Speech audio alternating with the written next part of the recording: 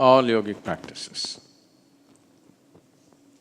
Doesn't matter what you're doing, whether you do asana, yama, niyama, pranayama, asana, whatever, dharana, dhyana, samadhi, shunya, whatever you may be doing, essentially all of it is coming from the fundamentals of bhuta shuddhi or cleansing the elements. Or if you cannot cleanse, if you're such a hopeless case, transcending the elements. Vibhuti, that's why. Beyond the elements. If you cleanse the elements, you will live a wonderful life. If you're beyond that, the best thing is to transcend. Forget about living a beautiful life, just transcend the life. Because living a beautiful life is a more complex situation than transcending. Transcending means you're beyond it. What's beyond is not bothered by so many complexities of the physicality. But if you want to be in the physical and still above that, then it takes a little more mastery over the physical. If you have no mastery over the physical, you will get enslaved to the physical. So bhuta shuddhi essentially means you want to first cleanse it so that slowly you come to your state which we call as bhuta siddhi. That means you have mastery over the elements.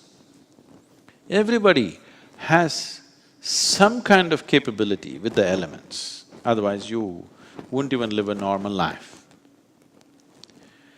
Right now, how well organized the five elements are in your system decides how firm and stable and organically strong this body is. It's just… body is a play of five elements. So is the world, so is the universe. Everything is a play of five elements. In these five, unless you want to explore mystical dimensions, you don't have to bother about the space. So there are only four. Among the four, 72% of your body is just water. Just check and see. You're just a water bottle, 3/4 full, you know. You need to understand, it is in sync with the planet. Approximately 72% of the planet is water. Do you know this? Yes? That is how life has evolved. Whichever way the nature of the planet is manifested in your body in many different ways. So about 2/3 of the planet is water, 2/3 of the body is water. So when you eat food, you must always eat food where the water content in the food is over 70%.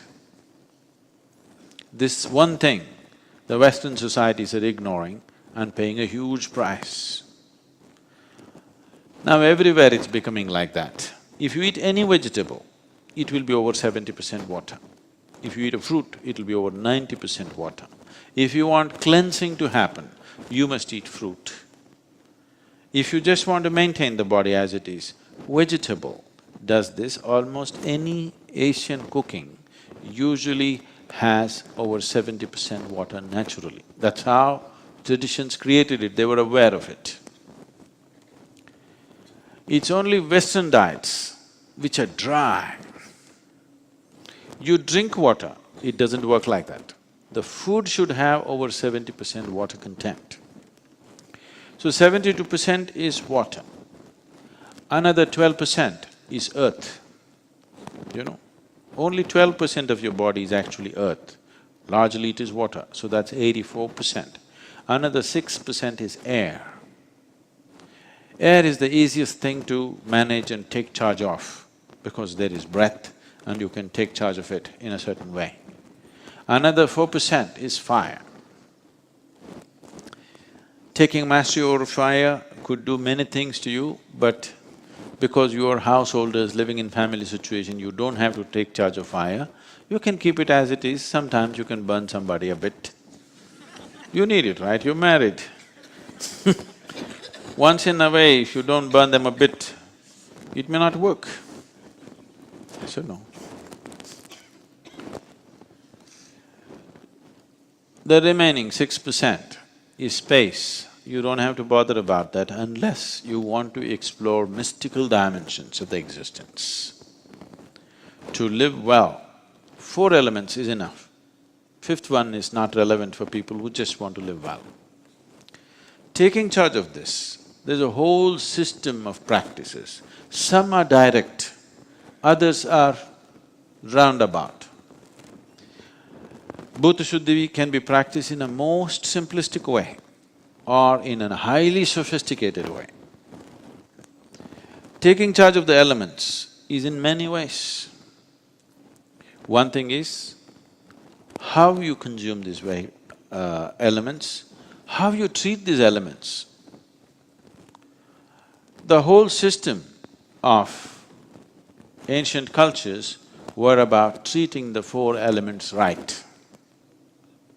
The 4 elements are the basis of your creation. If you have even a minor mastery over it, you will start living in ways that other people think is magical. Nothing magical, because right now you drink water. See how it is? Does it look like you? Does it look like you? Does it look like you? Does it resemble any of you? But if you drink this, it becomes you, isn't it? Isn't this magical? This itself, life itself is magical. There's nothing in life which is not magical, isn't it? Just some disease got cured, that is not the miracle. Look at this becomes you. This is a phenomenal miracle, isn't it? Once you're capable of performing this miracle, you should be capable of many other minor things. Fixing an ailment or you damage something, fixing it, all these things should be possible because you're creating the whole body from inside, isn't it? Using the 4 elements, you are creating a whole body. Unfortunately, it's happening unconsciously, that's all. So, bringing consciousness to how these 4 elements are becoming human body. When I say human body, from this water you're manufacturing a highly sophisticated mechanism, isn't it? Yes or no? What this amounts to is, if I just pour this water on the floor, it became iPad. What would you call that? Suppose this glass of water, I poured it down and there this water became iPad. What do you call that? Miracle, isn't it? The same thing, I drink this becomes I. This not a miracle? I was in the same trip I came to Deagle Airport and there was a grumpy-looking security man. He asked, "Any fluids?" I said like this. He got irritated, he looked at me like this. Then he put my bag there, "Computer?" I said like this. He burst out laughing. We are too impressed with what's happening around us. What's happening within us is too big, isn't it? Yes? All computers are a small manifestation of this, isn't it? We are enamored with that, but not enamored with this. That is our problem. So, looking inward itself is Bhuta Shuddhi. If that's not possible for you, there are simple processes. There are practices, there are rituals, there are elaborate systems as to how to take charge of elements. Or if you don't know how to do it, somebody can perform something from which everybody can benefit.